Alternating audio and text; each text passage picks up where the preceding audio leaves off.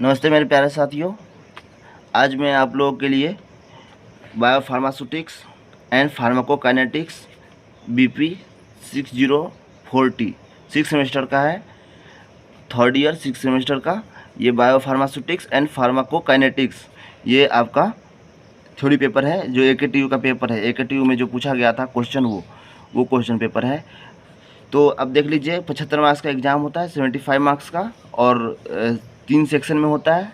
Section A में है 10 question रहता है, 2-2 मार्क्स का, 20 मार्क्स का क्वेश्चन रहता है।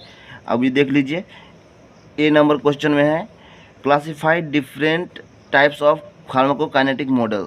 आपको classify different types of pharmacokinetic model, pharmacokinetic model का क्लासीफाई करना है। अलग अलग टाइप का जो मॉडल होता है, कितने अलग अलग टाइप के जो मॉडल होते हैं उनको डिफाइन करना है आपको। बी नंबर में है compare absolute bioavailability and relative bioavailability, मतलब absolute bioavailability and relative bioavailability को कंपेयर करना है। सी नंबर में है डिफाइन क्लियरेंस, क्लियरेंस को डिफाइन करना है। And what are its unit, इसका कौन सा यूनिट क्या होता है इसका, वो भी आपको बताना है। डी नंबर में है डिफाइन वॉल्यूम ऑफ डिस्ट्रीब्यूशन, मतलब कि वॉल्यूम ऑफ डिस्ट्रीब्यूशन को आपको डिफाइन करना है।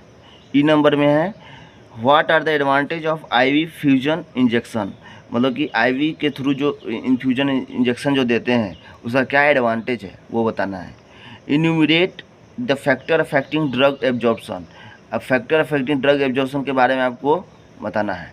Mention non renal routes of drug excretion of drug, मतलब कि जो नॉन रीनल रूट्स, मतलब कि अगर जो रीनल रूट से नहीं अति करेगा, जो ड्रग एक्सक्रीट करेगा, उसके बारे में आपको बताना है, मेंशन करना है। How will you define steady state drugs level, मतलब कि कैसे हम उसको डिफाइन करेंगे स्टडी स्टेट ड्रग लेवल को, उसके बारे में बताना है। डिफाइन नॉन लीनियर फार्माकोकाइनेटिक्स, आपको डिफाइन करना है, नॉन लीनियर फार्माकोकाइनेटिक्स को डिफाइन करना है। जे नंबर में है enlist various method to enhance the dissolution rate of poorly soluble drug, मतलब कि आपको क्या करना है, इनलिस्ट करना है various method of enhance dissolution rate, dissolution rate को किस मेथड से हम बढ़ाएंगे, इन्हांस करेंगे rate of poorly soluble drug, मतलब कि प्योरली सॉल्युबल जो ड्रग है उसको हम अगर डिसोल्यूशन रेट हमको बढ़ाना है तो हम कैसे उसको बढ़ाएंगे, इसका वेरियस मेथड, अलग अलग मेथड आपको इसको बताना है। अब आते हैं सेक्शन बी में। सेक्शन बी में दो क्वेश्चन बनाना रहता है, जो 10-10 मार्क्स का क्वेश्चन रहते हैं, और सेक्शन इसमें 3 क्वेश्चन है, इसमें से कोई 2 क्वेश्चन आपको करना रहेगा। अब देख लीजिए सेक्शन बी में एक नंबर क्वेश्चन है discuss the various mechanism of drug absorption through GIT, मतलब कि आपको मैकेनिज्म ऑफ ड्रग एब्जॉर्प्शन बताना है थ्रू GIT के थ्रू। बी में है how will you calculate loading dose, कैसे हम लोडिंग डोज कैलकुलेट करते हैं। Discuss the role in maintenance of dose, मतलब कि role of maintenance of dose, इसके बारे में आपको डिस्कस करना है। सी नंबर में है describe Michaelis Menten method of estimating pharmacokinetic parameter, इसके बारे में आपको इस मेथड के बारे में आपको पूरा एस्टिमेटिंग करना है, पूरा डिस्क्राइब करना है। अब आते हैं सेक्शन सी में। सेक्शन सी में 7 मार्क्स का क्वेश्चन है, 5 क्वेश्चन करना रहता है, जो 35 मार्क्स का क्वेश्चन टोटल रहता है। तो देख लीजिए, ए में है describe the various factor causing non linearity, मतलब कि कौन कौन सा फैक्टर है जो नॉन लीनियरिटी कॉज करता है, वो है।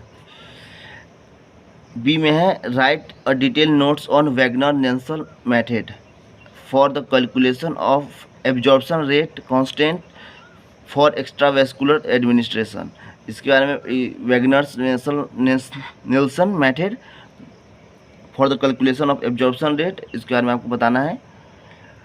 अब सी में है explain in detail the plasma level time curve, मतलब कि आपको एक्सप्लेन करना है plasma level time curve for 2 compartment model, जो 2 कंपार्टमेंट मॉडल होता है उसके लिए आपको प्लाज्मा लेवल टाइम कर्व के बारे में आपको डिटेल में बताना है।